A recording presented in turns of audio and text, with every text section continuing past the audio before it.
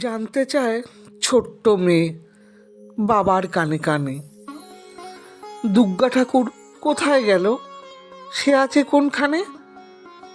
বলল বাবা মুচকি হেসে, কোথায় আবার? আমার ঘরে, আমার সাথেই ঘুরে বেড়ায়, আমার কাঁধে চড়ে। মেয়ে বলল, আর লক্ষ্মী ঠাকুর বাড়ি গেছে সেও, তাই না? বলল বাবা, ওরে ও তো সব মাটির ঠাকুর, তুই তো আমার সত্যিকারের মা। মেয়ে খানিক অবাক হয়ে জানতে চাইলো আবার, তবে আমি আদল কেন? কেন ওদের দামি সাজ, দামি দামি খাবার?